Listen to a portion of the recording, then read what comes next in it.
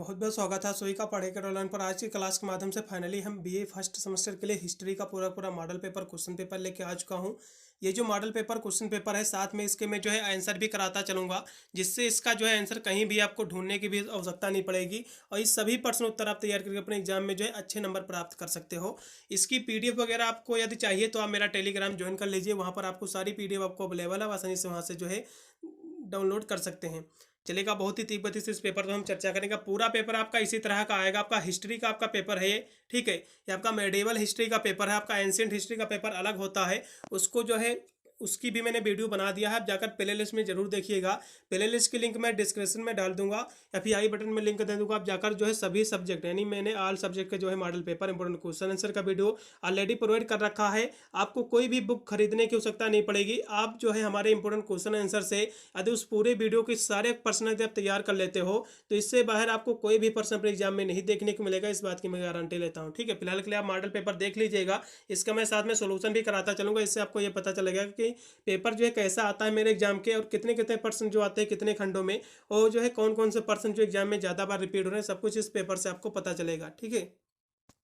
चलेगा, पेपर का नाम आपको देख लीजिएगा। हिस्ट्री का आपका पेपर वैसे तो है, पेपर का आपको नेम देख लेना थी। यही हिस्ट्री आप पढ़ रहे हैं तभी आपको इस पेपर को देखना है, तभी आपको तैयार करना है।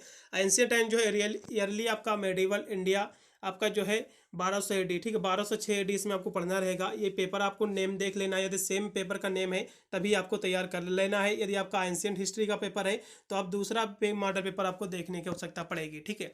चलेगा, हम परसों पर बढ़ेंगे। पूरा पेपर आपका 2 घंटे आपका करने का आपका समय निर्धारित रहेगा। पूरा पेपर आपका 75 नंबर का ही आएगा। पेपर आपका 3 खंडों में आपका व्यक्त आएगा, section A, section B, section C. सबसे पहले मैं सेक्शन ए के प्रश्नों पर चर्चा करूंगा।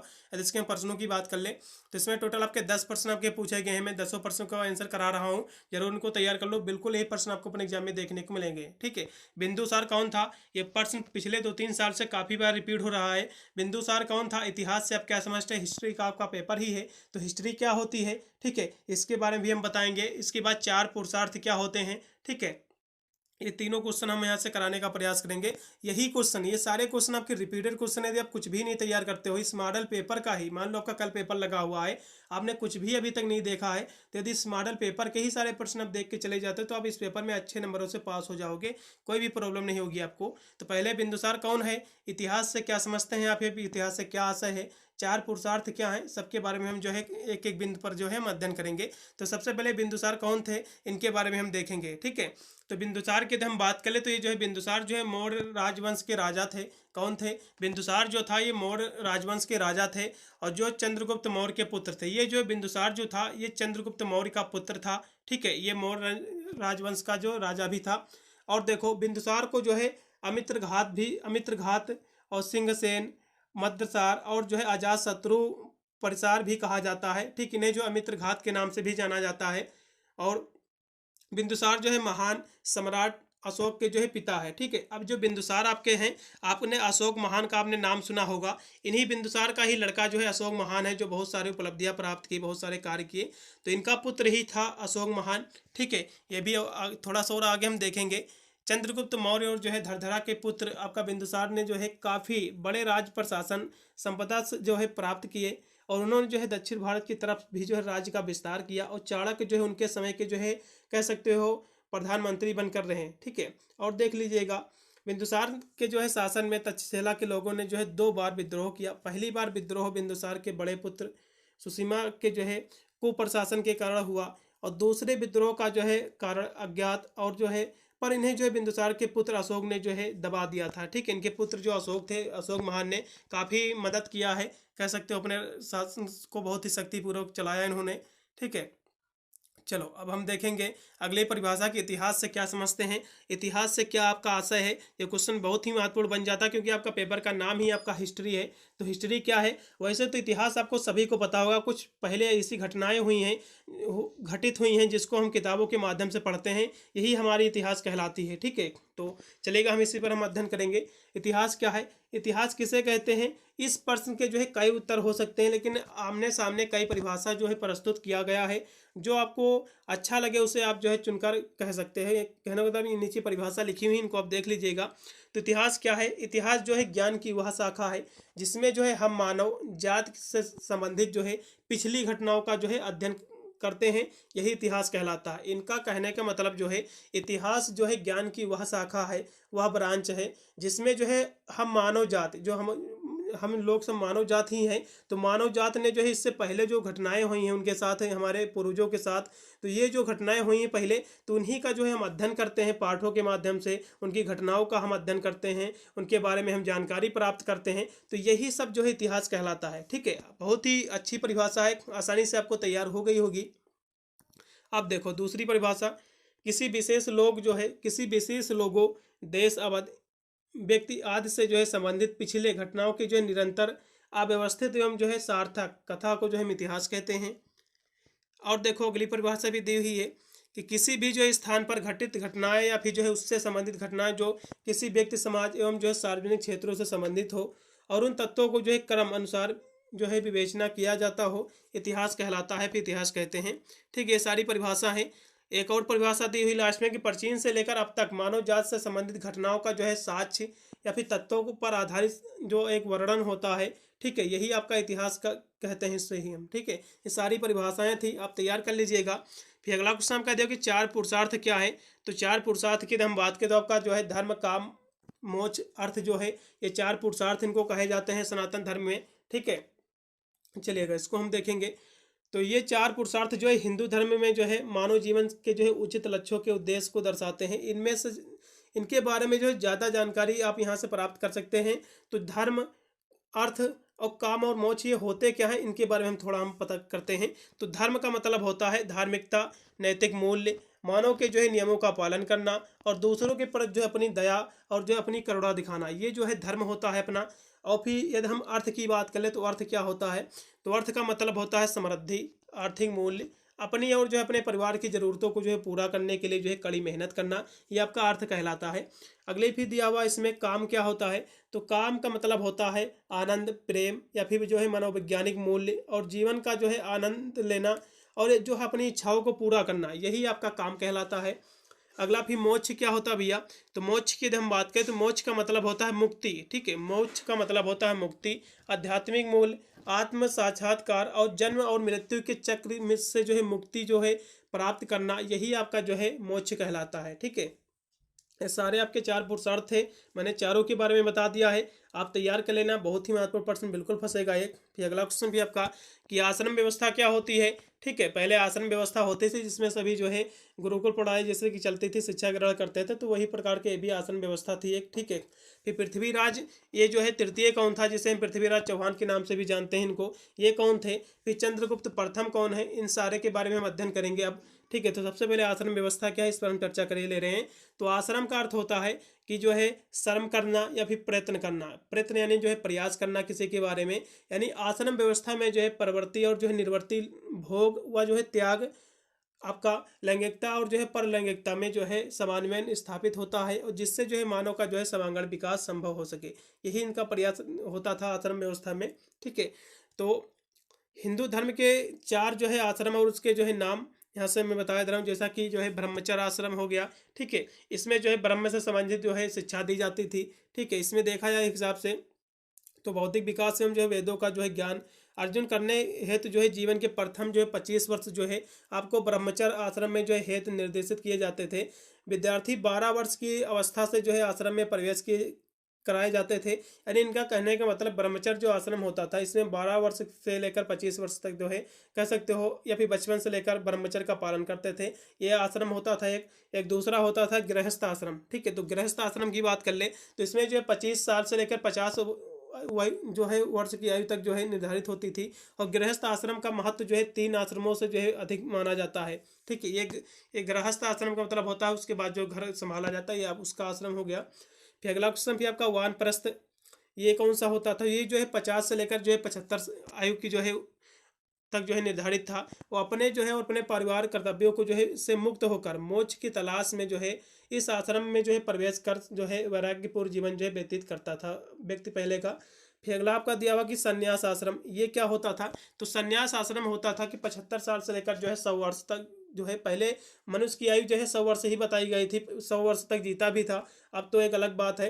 तो इन्होंने जो बताया है कि अंतिम जो आपका था वो संन्यास आश्रम था, कि व्यक्ति जब 75 साल का हो जाए तो 75 से लेकर 100 वर्ष की जो है संन्यास आश्रम में जो है निर्धारित की जाती थी, जो जो है चतुर्थ आश्रम भी कहा जाता है। और अंतिम पुरुषार्थ मोक्ष की प्राप्ति इसी आश्रम से जो है संभव है। ठीक है। तो ब्राह्मण की यह जो है आश्रम अपना जो है कह सकते हो, इसी के माध्यम से कह सकते हो, इससे 4 ही इसके केंद्र थे। पहला आपका था जो कि ब्रह्म आश्रम था। इसमें व्यक्ति जो है 12 वर्ष से लेकर जो है 25 वर्ष तक जो है ब्रह्मचर्य का पालन करता था। ठीक है। फिर गृहस्थ का आश्रम यानी घर का फिर जो भी जीवन व्यतीत होता था 25 से लेकर जो है 30 यानी 25 से लेकर 50 साल तक। फिर इनका जो है 50 से लेकर 75 साल तक जो है देखा जाए हिसाब से, तो इसमें क्या होता था, ये मुक्ति के लिए जो है मुक्ति तलाश करने के लिए जो है आश्रम में प्रवेश करते थे। फिर लास्ट में 75 से जो है 100 साल तक जो है 25 वर्ष जो आपके बचते थे, ये जो है संन्यास का जीवन जो है व्यतीत करते थे। ठीक है। अब अगले प्रश्न पढ़ेंगे कि पृथ्वीराज चौहान के कौन है भैया। तो पृथ्वीराज तृतीय, जिन्हें जो है आमतौर पर जो है पृथ्वीराज चौहान भी कहा जाता है। पृथ्वीराज जो तृतीय हैं इन्हें ही जो है पृथ्वीराज चौहान कहा जाता है। सभी को पता होगा इनके बारे में, इनके हिस्ट्री के बारे में। ठीक है, चलेगा। फिर भी थोड़ा सा हम बताने का प्रयास करेंगे यहाँ से कि पृथ्वीराज चौहान के इनको कहा जाता था, पृथ्वीराज तृतीय को। ठीक है।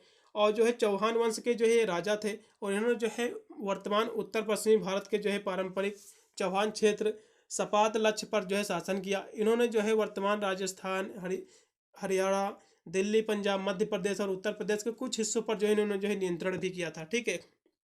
अब चलो अगले प्रश्न पढ़ेंगे कि चंद्रगुप्त प्रथम कौन थे। तो चंद्रगुप्त प्रथम की यदि हम बात करें तो ये जो है गुप्त साम्राज्य के जो है एक राजा थे, जिन्होंने जो है उत्तरी और मध्य शासन में भारत में जो इन्होंने शासन किया था, उत्तरी और मध्य के। ठीक है। उनकी जो है उपाधि महाराज अधिकार से जो है पता चलता था। ठीक है। यानी राजाओं का महान राजा भी कहे जाते थे, और वे जो है राजवंश के जो है पहले सम्राट थे। और यह निश्चित नहीं कि उन्होंने जो है अपने छोटे से जो है पैतृक राज्य को एक जो है साम्राज्य में कैसे बदल दिया। हालांकि आधुनिक इतिहासकारों के बीच जो है एक व्यापक रूप से जो है स्वीकृति सिद्धांत यह है कि यानी लिच्छवी राजकुमारी, हाँ राजकुमारी कुमार देवी से जो है उनके विवाह से उन्होंने जो है अपनी राजनीतिक शक्ति का जो है विस्तार करने में जो है मदद की। और उनके छोटे बेटा जो उनका था समुद्रगुप्त ने जो है गुप्त साम्राज्य का जो है बहुत ही कह सकते हो और भी ज़्यादा विस्तार किया। ठीक है, यहाँ तक हो गया। फिर देखेंगे अजात शत्रु कौन थे, फिर स्कंदगुप्त कौन थे, काका शोका कौन थे भैया, काला शोका। ठीक है। मोहम्मद गजनवी कौन था, सभी के बारे में आपको पता होगा। फिर भी हम इनके सभी के बारे में हम देखेंगे थोड़ा थोड़ा शॉर्ट में। तो अजात शत्रु कौन था। तो अजात शत्रु जो था ये मगध का जो एक प्रतापी सम्राट था, जो बिंबिसार का पुत्र था। ठीक है। अजात शत्रु कौन था भैया, तो ये बिंबिसार का पुत्र था। ठीक है। जिसके पिता को जो है मारकर राज्य जो है प्राप्त किया था। ये अजात शत्रु जो था ये अपने पिता को ही मारकर जो है राज्य प्राप्त किया था। ठीक है। और जो है इस प्रकार जो है अजात शत्रु जो है मगध साम्राज्य का जो है राजा, और उसने जो है अंग, लिच्छव, वज्जी, कौशल और जो है काशी जनपदों को जो है अपने राज्य में मिलाकर एक विस्तृत साम्राज्य की जो है स्थापना की। अजात शत्रु के समय जो है सबसे महान जो है घटना बुद्ध का जो है महापरिनिर्वाण थी। और यह घटना जो है कह सकते हैं उस घटना के जो है अवसर पर युद्ध की जो है अस्थि प्राप्त करने के लिए जो अजात शत्रु ने जो है फिर से जो है प्रयास किया, फिर प्रयत्न किया था। और कह सकते हो अपना जो है अंश प्राप्त कर उन्हें जो है राजगृह की जो है पहाड़ी पर जो है स्तूप बनवाया। और आगे चलकर जो है राजगृह में ही जो वैभार जो है पर्वत की जो है सप्त प्रणाली जो है गुहा से जो है बौद्ध संघ की जो है प्रथम संगीतनी हुई, और जिससे जो है पुष्ट पिटक और जो है विनय पिटक का जो है संपादन हुआ। और यह कार्य भी जो है इसी नरेश के जो है शासनकाल में हुआ, यानी इन्हीं ने जो है इसको करवाया था। ठीक है। कौन थे भैया अजात शत्रु ने। तो अजात शत्रु कौन था आपको थोड़ा शॉर्ट में आपको लिखना है, तो आपको केवल यहाँ तक केवल आपको लिख देना है कि अजात शत्रु जो था ये मगध का एक प्रतापी राजा था, जो है बिंदुसार का पुत्र था। ठीक है। जो बिंदुसार का पुत्र था, जिसने जो है अपने पिता को मार कर अपना राज्य जो है स्थापित किया था। ठीक है। और इस प्रकार जो अजात शत्रु जो है मगध साम्राज्य का राजा था। भाई इतना आपको लिख देना है बस। ठीक है। अब अगला हम प्रश्न देखेंगे कि स्कंदगुप्त कौन था। तो स्कंदगुप्त की यदि हम बात करें तो जो है प्राचीन भारत में जो है 3री से जो है 5वीं सदी तक जो है शासन करने वाले जो है गुप्त राजवंश के 7वें राजा थे। और इसकी राजधानी पाटलिपुत्र थी, जो वर्तमान समय में जो है पटना के जो है रूप में जो है बिहार की राजधानी है। और होड़ों ने जो है गुप्त साम्राज्य पर जो है धावा बोला, किंतु जो है ये स्कंदगुप्त ने जो है उसका जो है सफल प्रतिरोध किया। ठीक है। और उन्हें जो है खदेड़ दिया, फिर उन्हें उखाड़ कर फेंका। और होड़ों ने के अतिरिक्त जो है उनके जो है कह सकते हो पुष्यमित्रों को भी जो है विभिन्न संघर्षों से जो है पराजित किया, और स्कंदगुप्त ने जो है 466 ईस्वी में जो है हुड़ों को पराजित किया, और जो है गुप्त वंश का जो है अंतिम जो है प्रतापी सम्राट बना या फिर सम्राट था। ठीक है, अब देखेंगे अगला क्वेश्चन कि कालाशोक कौन था। ठीक है, तो कालाशोक की हम बात करें जिसे जो है काक वर्ग भी कहते हैं, तो कालाशोक जो है ये प्राचीन भारत के मगध क्षेत्र में जो है शिशुनाग वंश का जो है दूसरा शासक था। तो कालाशेख जो है कह सकते हो ये जो है 394 से लेकर 366 ईसा पूर्व तक जो है उसका जो है कार्यकाल था। और कालाशोक ने जो है वैशाली के जो है स्थान पर पाटलिपुत्र को पुनः जो है अपनी राजधानी बनाया, और द्वितीय बौद्ध संगीत का जो है आयोजन जो है इसी के जो है शासनकाल में हुआ था। लगभग जो है 28 वर्ष तक जो है इन्होंने जो है शासन किया, और महाबौद्ध वंश के अनुसार जो है कालाशोक के जो है पश्चात उसके जो है 10 पुत्रों ने जो है लगभग 22 वर्ष जो है शासन किया। ठीक है, इतना लिख दीजिएगा। अगला क्वेश्चन फिर आपका कि मोहम्मद गौरी कौन थी। मोहम्मद गौरी के बारे में सभी लोग जानते होंगे। ठीक है, चलिए इसके बारे में हम देखेंगे।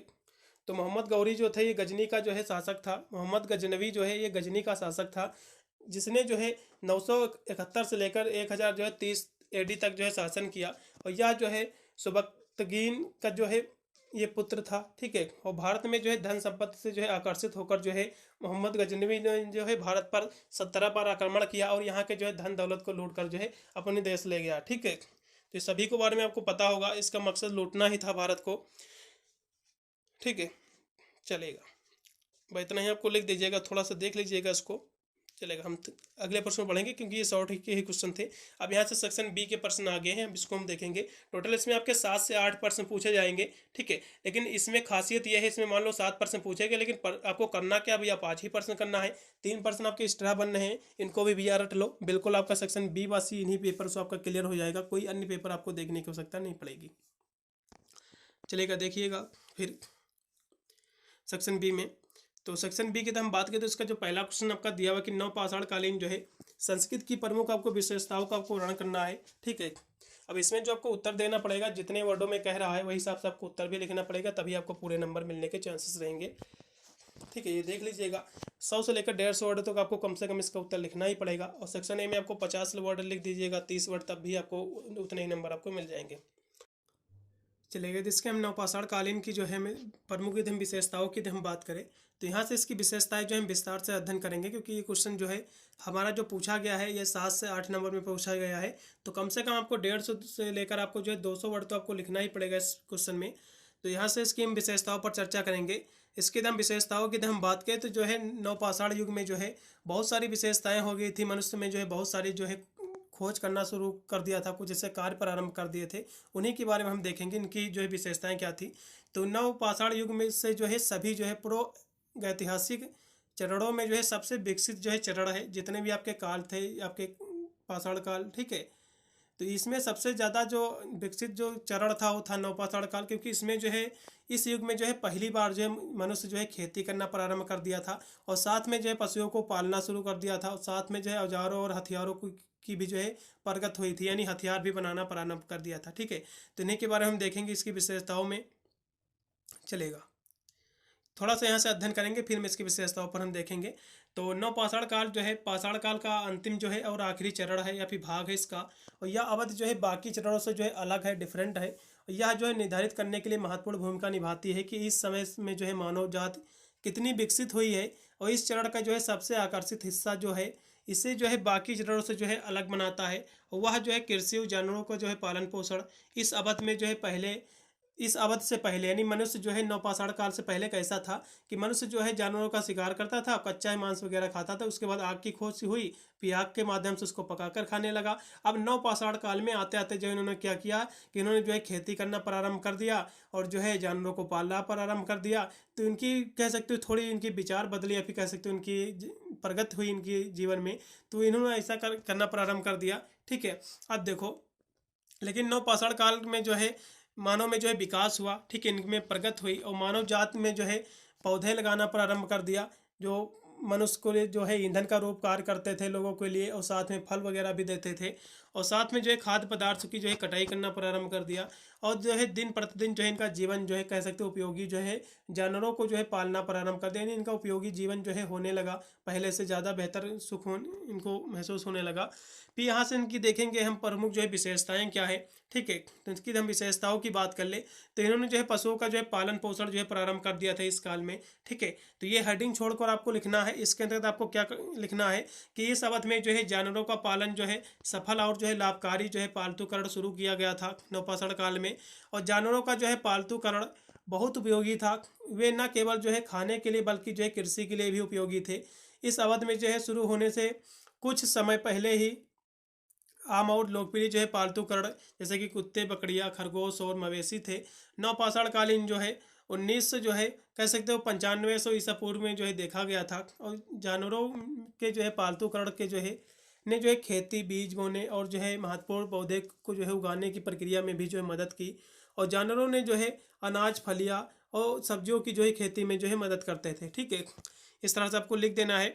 फिर कृषि क्या है, कृषि जो है प्रारंभ कर दिया था, तो कृषि की हेडिंग छोड़कर आपको लिख देना है कि नवपाषाण काल में जो है कृषि क्रांति के रूप में जो है कह सकते हो आई या फिर जानी जाती है। और यही कारण था कि जो है वह काल था जब पहली बार जो है मनुष्य इस काल में जो है खेती का जो प्रारंभ किया, अपने भोजन जो है बसावट और उत्पादन में के लिए जो है खेती करना शुरू कर दिया। और जो है मानव शिकार और जो है संग्रह के से बाहर निकलकर अपने भोजन को जो है उगाने के लिए जो है भूखंडों और जो है योजनाओं की जो है स्थापना करने लगे। और कृषि के लिए जो है रोटी, जौ, गेहूँ, दालें बोई और इन सभी को उगाया। और साथ में जो है कृषि की इस शुरुआत का मतलब था कि मानव जात जो है आखिरकार जो है बसने और एक जो है स्थिर जीवन शैली के लिए जो है तैयार हो गया था। और इस चरण के दैनिक शिकार और जो है संग्रह खानाबदोश जीवन जो है जीना अब पसंद नहीं किया जाता था, ठीक है। मनुष्य जो है नवपाषाण काल में जो है कृषि करना प्रारंभ कर दिया था, क्योंकि पहले जो है ये लोग जो है जानवरों को मार के काट जो है खाते थे, ठीक है। लेकिन इस काल में क्या हुआ, इन्होंने जो है खेती करना प्रारंभ कर दिया। और साथ साथ में जो है इन्होंने जो है खेती का जो अपना साधन बनाया खाने का प्रमुख। और इसी की में जो है इन्होंने जो है दाल, गेहूँ, दालें जो है उगाते थे, यही इन्हीं के जो है ये लोग खाते थे, ठीक है। ऐसी बात नहीं कि ये लोग जो है मांस नहीं खाते थे, लेकिन उसका स्तर में जो है काफ़ी गिरावट आई थी। इन्होंने जो है जानवरों को मारना बहुत ही कम कर दिया था, ठीक है, क्योंकि खेती वगैरह करने लगे थे तो अपना खेती के माध्यम से जो उगता था उसी को खाते थे, ठीक है। अब अगले हम देखेंगे इसकी विशेषताओं को कि पत्थर के औजार। इस कालीन में जो है काल में जो है नवपाषाण काल में इन्होंने जो है पत्थर के औजार बनाए, मिट्टी के बर्तन बनाए अपने खाने योग्य के लिए, ठीक है। तो यहाँ से देखेंगे तो इस जो है कह सकते हो इस पत्थर के औजार जो है हमेशा इस्तेमाल में थे। और जो है पहले जो समय में जो है औजार अच्छी तरह से नहीं बनाए जाते थे, लेकिन इस यानी नवपाषाण काल से पहले भी जो है औजार बनाए जाते थे, लेकिन उस समय जो है ज़्यादा अच्छे बेटर नहीं थे। लेकिन नवपाषाण काल युग में जो है पत्थर इस्तेमाल अभी भी जो है औजार बनाने के लिए जो है किया जाता है। और उसे जो है उसी तरह बनाया जाता है। यहाँ तक जो है चरण में जो है मनुष्य ने जो है इन औजारों का बेहतर उपयोग और जो है मॉडल बनाना सीखा। पत्थर के औजार अधिक जो है परिष्कृत, उपयोगी, तीखे और जो विश्वसनीय निकले। और इस अवधि में जो है हाथ की कुल्हाड़ियाँ प्रचलन से जो है बाहर हो गई। और इस चरण में जो है पुरुषों ने जो है औजार के उद्देश्यों के लिए जो है स्प्रेकर यानी स्क्रैपर ब्लेड का जो है प्रयोग किया। और वे जो है हथियारों के लिए जो है तीर, भाले, नुकीली वस्तु बनाने में भी ये लोग जो है कामयाब रहे, ठीक है। तो इन्होंने जो है वस्तुएं बनाई जैसा कि तीर, भाले, नुकीली वस्तुओं का भी इन्होंने जो बनाया अपनी आत्मरक्षा के लिए जानवरों से, ठीक है। अगले प्रश्न बढ़ेंगे इसमें कि मिट्टी के बर्तन भी बनाए इन्होंने। तो मिट्टी का बर्तन इन्होंने बनाए। इस युग में जो है इन्होंने जो है चमत्कारी कह सकते हो अनोखी रचनात्मक मिट्टी के बर्तन बनाए। मिट्टी के बर्तन बनाने की जो है कला सबसे धार्मिक और आर्थिक उद्देश्यों के लिए किया जाता है, ठीक है। तो इन्होंने जो है मिट्टी की बहुत सारी आकृतियाँ बनाई, उसमें जो है डिजाइनें दी, ठीक है। और साथ में लेकिन जो है मिट्टी के बर्तन के उत्पाद और जो मनुष्य के पुरुषों के लिए जो है ये महत्वपूर्ण साबित भी हुए, क्योंकि जो है मिट्टी के बर्तन खाने को बनाने योग्य, कुछ और भी कार्य करने के लिए भी जो है जैसे पानी वगैरह के लिए ये सभी लोग उपयोग करते थे, ठीक है। अब हम देखेंगे अगला इसमें हम प्रश्न दिया हुआ कि नालंदा विश्वविद्यालय पर आपको संक्षिप्त आपको टिप्पणी लिखना है, जो कि बहुत ही महत्वपूर्ण प्रश्न है। फिर देखेंगे वेद क्या होता है, ठीक है। ऋग्वेद, अर्थवेद, सामवेद, यजुर्वेद, ये जो वेद हैं ये क्या होते हैं, इनके बारे में हम अध्ययन करेंगे। फिर हम देखेंगे कि हड़प्पा सभ्यता की जो है प्रमुख विशेषताएं क्या है, ठीक है। इन तीनों क्वेश्चन के बारे में अब जो है हम अध्ययन करेंगे। ये जो क्वेश्चन पेपर है मैं सारे इसके आंसर जो है साथ में ऐड करके लाया हुआ हूँ, ठीक है। आप तो इसीलिए मैं आपको आंसर भी करा रहा हूँ, क्योंकि आपको कहीं पर भी इसका आंसर ढूंढने की आवश्यकता नहीं है। ये तो अगली बार मैंने जो पेपर कराए थे तो स्टूडेंट के काफ़ी कमेंट आ रहे थे कि सर आप जब भी मॉडल पेपर अपलोड कीजिए उसका साथ में आंसर भी अपलोड करिएगा, नहीं तो तो इसके आंसर ढूंढने में मुझे जो है प्रॉब्लम होती है, इसलिए इसीलिए मैंने जो है आंसर भी साथ में जो है लेके आया हुआ हूँ। ठीक है, चलिएगा। अब नालंदा विश्वविद्यालय क्या है, फिर वेद क्या है, फिर हड़प्पा सभ्यता की विशेषता देखेंगे। तो नालंदा विश्वविद्यालय क्या है, सबसे पहले हम इस पर हम चर्चा करेंगे। तो नालंदा विश्वविद्यालय जो है ये प्राचीन मगध में जो है बौद्ध मठवासी विश्वविद्यालय नालंदा प्राचीन जो है दुनिया में अध्ययन का जो है एक महान केंद्र था, सबसे महान केंद्रों में से एक ये प्रसिद्ध था। और इतिहासकार द्वारा जो है इसे जो है इतिहास का पहला आवासीय विश्वविद्यालय भी माना जाता है। और 5वीं और जो है 6ठी शताब्दी ईसा पूर्व में जो है ऐसा समय जिन्हें जो है शिक्षाविदों ने जो है भारत के स्वर्ण युग के रूप में जो है संदर्भित किया। नालंदा कला और जो है शिक्षा के लिए जो है संरक्षण को आगे बढ़ाने में जो है महत्वपूर्ण था ये। ठीक है, इस तरह से आपको लिख देना इसके बारे में। अब हम देखेंगे कि वेद से आप क्या समझते हैं, वेद क्या होता है। ठीक है, तो वेद की हम बात करें तो सृष्टि के आरंभ से जो है ईश्वर द्वारा मुनियों को जो है दिया जाने वाला ज्ञान जो है ये 4 संहिताओं में जो है समाहित है, इसको हम जानते हैं। तो वेद 4 प्रकार के होते हैं। आपका यज्ञ, आपका ऋग्वेद हो गया, यजुर्वेद, सामवेद और जो है अर्थवेद, ये 4 वेद होते हैं। ठीक है, तो इसकी हम बात करें तो जो है ज्ञान जो है 2 प्रकार का होता है। कौन कौन, एक होता है स्वाभाविक और दूसरा होता है नैमित्तिक ज्ञान। ठीक है, तो स्वाभाविक ज्ञान कौन सा होता है, वह ज्ञान जो जन्म से ही होता है। ठीक है, स्वाभाविक ज्ञान का मतलब होता है जो जन्म से होता है। और नैमित्तिक ज्ञान जो होता है जब मनुष्य कह सकते हो शिक्षा के द्वारा अपने गुरु के द्वारा जो अध्ययन करता है, जो ज्ञान प्राप्त करता है, उसे हम जो कह सकते हो आपका, हाँ, उसको जो हम कहते हैं नैमित्तिक ज्ञान कहते हैं। ठीक है, तो ये देख लीजिएगा, महत्वपूर्ण प्रश्न है। और सृष्टि के आरंभ में जो है ईश्वर के जो है 4 ऋषियों को जो है यह वेद ज्ञान स्वाभाविक ज्ञान से रूप में जो है दिया गया था। और इन ऋषियों ने जो है इसको आगे जो है सभी लोगों को जो है पढ़ाया सिखाया, और यह धीरे धीरे जो है लिपिबद्ध हो गया और जो है नैमित्त ज्ञान के रूप में जो है हमारे सामने है। ठीक है, यानी ये जो ज्ञान था वेदों का, ये 4 जो है पहले ऋषि मुनियों ने सीखा था, और इस ज्ञान को जो है सभी लोगों ने सीखा। ठीक है, अपने गुरुओं से। तो ये ज्ञान धीरे धीरे जो है पूरी दुनिया में प्रचलित हो गया। ठीक है, विकास हुआ इसका, तो हम सभी लोग भी इसके बारे में जान पाए हैं। ठीक है, यही क्वेश्चन था। फिर और हम थोड़ा सा इसके बारे में अध्ययन करेंगे कि हमारे जो है पवित्र हिंदू धर्म के जो है 4 वेद होते हैं, जैसा कि मैंने बताया कि आपका ऋग्वेद, यजुर्वेद, सामवेद और जो है अर्थवेद। ठीक है, चारों वेद जो है परमात्मा की वाणी का जो है गुणगान करते हैं, और चारों वेद जो है परमात्मा के द्वारा ही दिए गए हैं। और हम जो है साधना जो करते हैं, और जो है वेदों में कह सकते हो वेद जो है वह उसका जो है कोई भी जो है महत्व नहीं है, क्योंकि वेदों के द्वारा बताई गई जो है साधना से ही जो है हमारा मोक्ष प्राप्त होता है। ठीक है, वेदों में जो लिखी गई बातें हैं बहुत ही सत्य हैं। ठीक है, इन्हीं से जो है हमें मोक्ष की प्राप्ति होती है। इतना लिख दीजिएगा। फिर हम अगले प्रश्न में बढ़ेंगे, जो कि दिया हुआ है कि भारत का इतिहास में जो है सिंधु घाटी सभ्यता, ये हड़प्पा सभ्यता की जो विशेषता मैंने आपको बोला था ये क्या होती है, तो इस पर हम थोड़ा सा चर्चा करेंगे। तो भारत का इतिहास जो है सिंधु घाटी सभ्यता से प्रारंभ होता है, जिसे जो है हम हड़प्पा सभ्यता के नाम से भी जाना जाते हैं। तो सिंधु घाटी जो सभ्यता है इसे ही जो है हम हड़प्पा सभ्यता के नाम से जानते हैं। यह क्वेश्चन 2 प्रकार से पूछ सकता है। पहली बात तो सिंधु घाटी सभ्यता क्या है, ठीक है, और हड़प्पा सभ्यता, ये दोनों एक ही चीज़ है। क्वेश्चन चाहे जो भी पूछे भैया, क्वेश्चन का आंसर आपको यही लिखना है। ठीक है, इसे हम हड़प्पा सभ्यता के नाम से भी जानते हैं। यह जो है सभ्यता लगभग 2500 ईसा पूर्व दक्षिणी एशिया में जो है पश्चिमी भाग में जो है फैली हुई थी, कि वर्तमान में जो है पाकिस्तान और जो है पश्चिमी भारत के नाम से भी ये जानी जाती है। ठीक है, अब यह जो है यहाँ तक जो है ज्ञात सभी जो है सभ्यताओं में से जो है सबसे प्राचीन ये है, और इसकी खोज जो है 1921 ईस्वी में हुई थी। और इसका विकास जो है सिंधु और जो है हकड़ा, यानी कह सकते हो हाँ हकड़ा के जो है किनारे हुआ था। बताया जाता है कि हड़प्पा जो है मोहनजोदाड़ो, कालीबंगा, लोथल, धोलावीरा और जो है राखी गढ़ी और जो है इसके प्रमुख जो है इसके केंद्र थे, और भी इसके प्रमुख केंद्र थे इसके अलावा। तो ये सब इसके बारे में हम बात करें सिंधु घाटी सभ्यता के बारे में, तो इस सभ्यता की खोज जो है राय बहादुर दयाराम साहनी, ठीक है, ने की थी। और जो है यह जो है सभ्यता त्रिभुजाकार क्षेत्र में फैली हुई थी, और इसका आकार जो है 12,99,000 जो है 600 किलोमीटर वर्ग का था। इतना आपको लिख दीजिएगा। इसकी विशेषताएं हम देखेंगे। ठीक है, तो इसकी विशेषताओं की बात कर ले तो जो है पके हुए जो ईंटों के मकान, यानी हड़प्पा सभ्यता में जो है पके हुए ईंटों के मकान इसकी विशेषताएं हैं।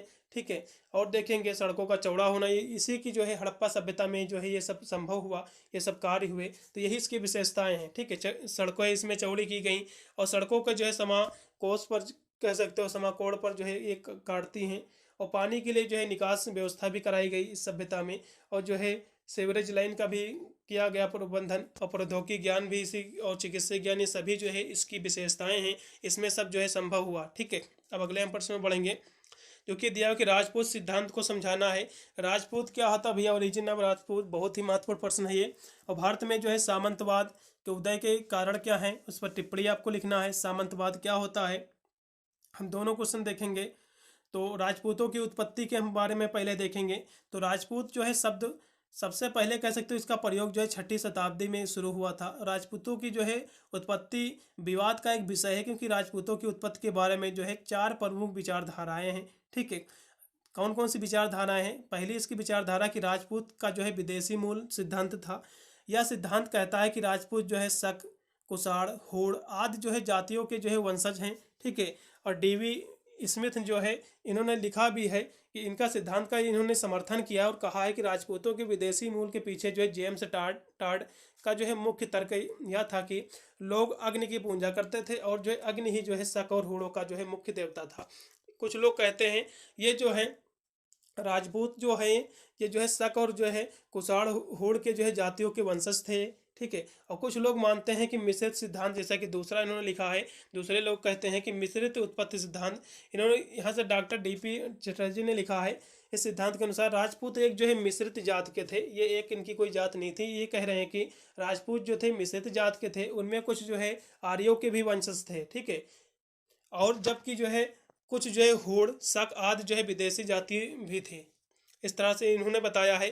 फिर कुछ क्षत्रिय उत्पत्ति का सिद्धांत भी कहा है। क्षत्रिय का उत्पत्ति सिद्धांत क्या कहता है कि यह सिद्धांत जो है गौरी शंकर ओझा द्वारा प्रतिपादित किया गया था, और इनका कहना था कि राजपूत जो है विदेशी मूल नहीं है, और वे जो है राम जैसे पौराणिक क्षत्रिय नायकों के वंशज हैं। और यह सिद्धांत जो है राजपूतों को जो है उनके वंश के आधार पर सूर्यवंशी, चंद्रवंशी के रूप में जो है विभाजित करता है, और जिसका पता वे जो है सूर्य और चंद्र से जो है लगाते हैं, और वे अग्नि की पूजा करते हैं, जैसा कि आर्यों में किया जाता है। और अग्नि की पूजा केवल जो है विदेशियों की परंपरा नहीं है। ठीक है, इनका कहने का मतलब है कि अग्नि की पूजा जो है विदेशियों की जो है परंपरा नहीं है, क्योंकि अग्नि की पूजा जो है ये जो है भारत में की जाती है। ठीक है, इनका मानना था।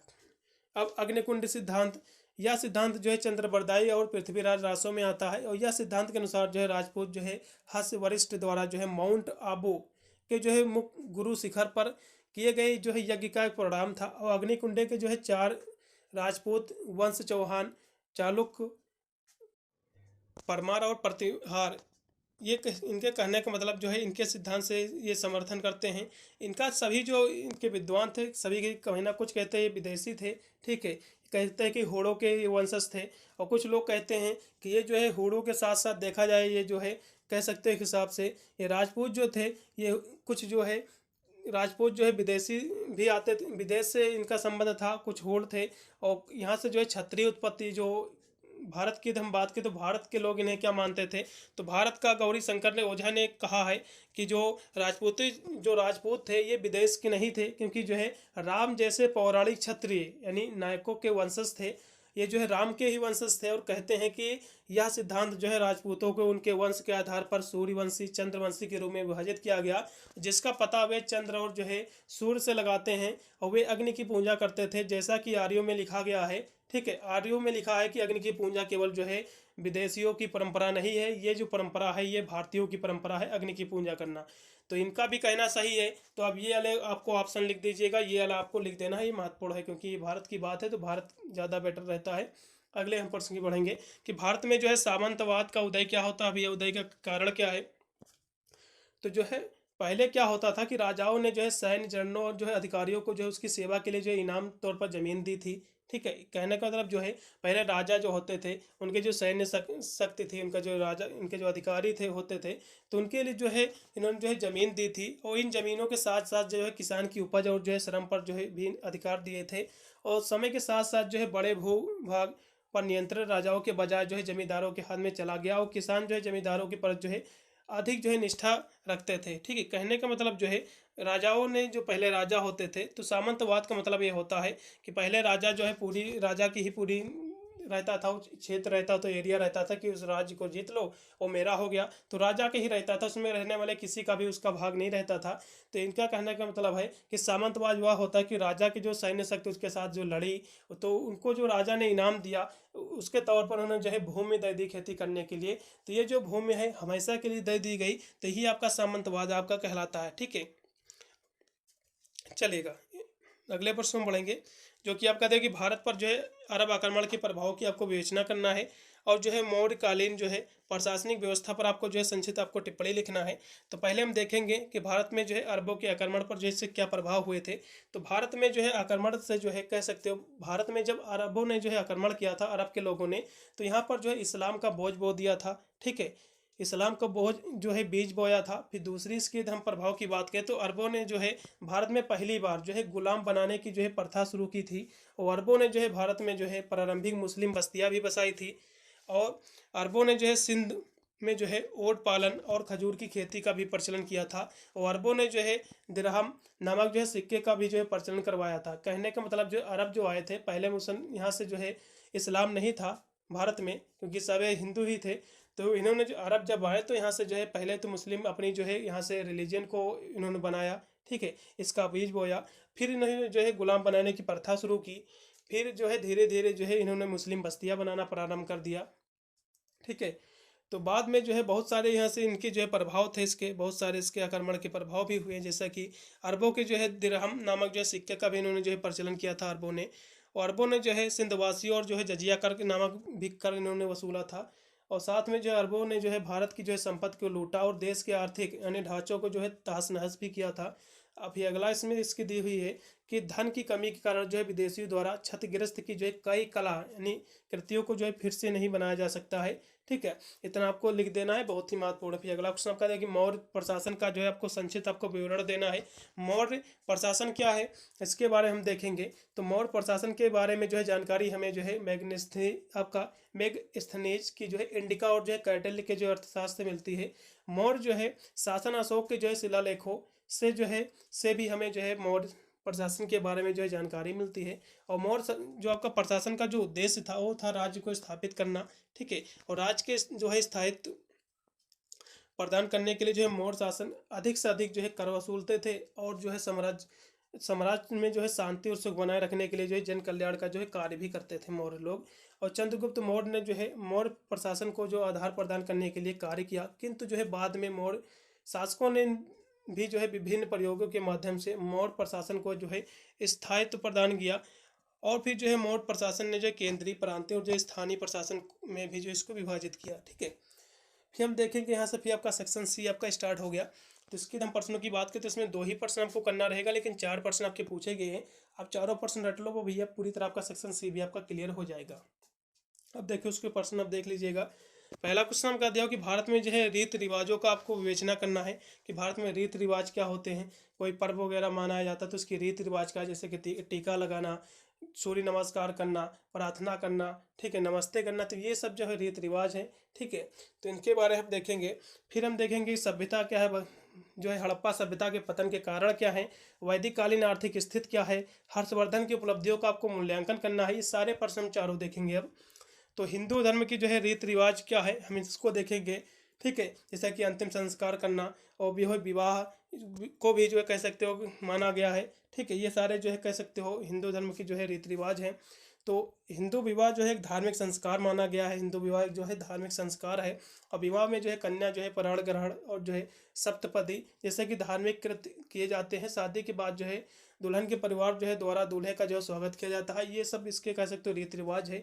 और तिलक लगाना जैसे कि हिंदू में प्रचलित है, तिलक लगाने, माथे पर जो है तिलक लगाने से जो है तंत्रिका तंत्र के जो है कुछ खास हिस्से पर जो है दबाव पड़ता है, जिससे शरीर में जो है नई ऊर्जा या एनर्जी का संचार होता है।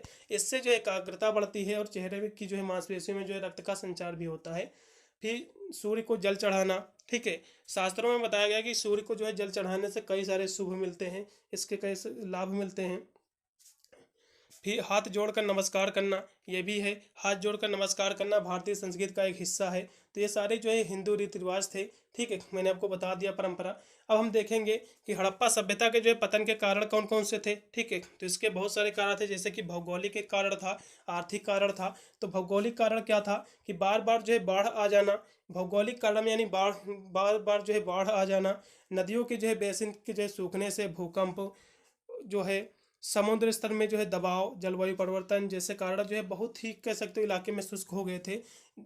ठीक है, और इसके आर्थिक कारण की हम बात करें तो आर्थिक कारण का मतलब होता है कि व्यापार में गिरावट, एक ही फसल का जो है ज़्यादा निर्भरता, और जो है एक कह सकते हो नए व्यापारिक मार्गों में जो है उद्भव के आर्थिक स्थिरता का जो है प्रभावित हुई थी। इसके साथ साथ आक्रमण का भी प्रभाव था, क्योंकि आक्रमण का पतन कारण ये था कि संभव है कि आर्यों ने जो है द्रविड़ों जैसे कि विदेशी लोगों के जो है आक्रमण से जो है हड़प्पा सभ्यता का पतन हुआ है। ठीक है, संसाधनों की कमी भी थी, जैसे कि जो है आबादी बढ़ने के साथ साथ जो है संसाधनों की कमी हुई, जिससे जो है खाद्य और ऊर्जा की जो है कमी भी हुई। साथ में इसका और भी कारण था, कला और जो है संस्कृति में बदलाव भी था। ठीक है, ये सारे इसके कारण थे। अब हम देखेंगे कि वैदिक कालीन आर्थिक स्थिति क्या थी, आर्थिक व्यवस्था क्या थी वैदिक कालीन में, इसके बारे में हम अध्ययन करेंगे। तो वैदिक कालीन में जो आर्थिक व्यवस्था थी, इसमें जो है पशुपालन को बहुत ही आर्थिक महत्व दिया गया था। ठीक है, क्योंकि पशुपालन जो है वैदिक कार्यों का जो है प्रमुख धंधा था, और आर्य समाज में जो है गाय की जो है बड़ी महानता थी। ठीक है, और इसमें दूसरी है कि पशुपालन के बाद जो है कृषि, ऋग्वेदियों जो है आर्यों का जो है प्रमुख उद्यम था, और खेतों को जो है बैल और जो है हल द्वारा जोतते थे।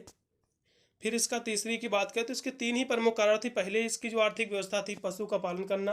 ठीक है, क्योंकि इनका धंधा था, और साथ में जो पशु थे उसके माध्यम से ये लोग खेती करते थे, इसके साथ खेती भी किया। और व्यापार और जो उद्योग यानी जो है ऋग्वेद में जो है विभिन्न प्रकार के जो है गिरा उद्योगों का कह सकते हो का भी वर्णन मिलता है। इनके तीन ही प्रमुख आर्थिक व्यवस्था थी, पहला पशुपालन, दूसरा कृषि का प्रारंभ, तीसरा जो है व्यापार और उद्योग का। ठीक है, तीनों की हेडिंग छोड़ छोड़ कर लिख देना जब एग्जाम में पूछेगा। ठीक है, आप इसके अंतर्गत आप आसानी से लिख सकते हो, कोई ज़्यादा कठिन ये क्वेश्चन भी नहीं है। फिर लास्ट में क्वेश्चन बचाओ कि हर्षवर्धन की उपलब्धियां क्या है, इनके बारे में हम देखेंगे। ठीक है, तो इनकी उपलब्धियों की बात कर ले तो राजनीतिक इनकी उपलब्धि है क्या है, इनकी बहुत सारी उपलब्धि है, जिसमें से राजनीतिक एक उपलब्धि है। हर्षवर्धन ने जो है गुप्त साम्राज्य के पतन के बाद जो है उत्तर भारत में जो है एकाग्रता स्थापित की, और अपने जो है साम्राज्य का विस्तार किया। उन्होंने जो है अफगानिस्तान से बांग्लादेश और नेपाल तक जो है अपना शासन फैलाया। उन्होंने जो है उत्तर भारतीय राज्यों को हराकर जो है अपना जो है वर्चस्व भी जो है स्थापित किया। ठीक है, फिर जो है शिक्षा और साहित्य भी इनका कह सकते हो उपलब्धियां थी इनकी। तो शिक्षा और जो है साहित्य की बात करें तो हर्षवर्धन जो है उच्च कोटि का विद्वान था। उन्होंने जो है शिक्षा और साहित्य को बढ़ावा दिया, और उन्होंने जो है अपने शासनकाल में पूरे देश में जो है कई गुरुकुल खोले, आश्रम खोले, और ये जो है बिहार थे। और हर्षवर्धन को जो है 3 संस्कृत नाटक और जो है रत्नावली, नंद आपका नागनंद और जो प्रियदर्शिका का जो है लेखक भी माना जाता है। ठीक है, और धर्म धर्म भी इनकी उपलब्धियां रही, क्योंकि हर्षवर्धन पर जो है शुरुआत में जो है शैव धर्म का जो है प्रभाव रहा, लेकिन बाद में जो है चीनी यात्री है आपका हेन त्यांग के कारण जो है उन पर बौद्ध धर्म का जो है प्रभाव पड़ा, और उन्होंने जो है कन्नाज और प्रयाग में जो है बड़े बड़े 2 जो है बौद्ध सम्मेलन भी बुलाए। फिर प्रशासन इसमें लास्ट में आ गया। ठीक है, इसके बारे में देख लीजिएगा। प्रशासन भी इनकी उपलब्ध कह सकते हो उपलब्धियां थी। हर्षवर्धन के शासनकाल में जो है भारत में जो है सामंतवाद की जो है शुरुआत माना जाता है, क्योंकि उन्होंने जो है शासनकाल में कर सन्निहित प्रक्रिया को जो मजबूत और अनूठी जो है संरचना थी। ठीक है, इसके बारे में देख लीजिएगा। मैंने सारा यहाँ से सब कुछ मैंने आपको पूरा पेपर करा दिया है। ठीक है, इसकी यदि आपको पीडीएफ चाहिए यही पेपर के आंसर सहित, तो आप टेलीग्राम से ले सकते हैं। टेलीग्राम मेरे चैनल का नेम से ही मेरा टेलीग्राम चैनल है, आप जाकर वहाँ से इसकी पीडीएफ आसानी से ले सकते हैं। इसमें आपको एक पेपर पढ़ना रहता है फूड न्यूट्रिशन हाइजीन का, उसकी क्लासें मैंने अलग चैप्टर वाइज करा दी है, जाकर जरूर वॉच कीजिएगा। मिलता हूँ वीडियो के लिए, तब तक सभी को thank you for watching this video.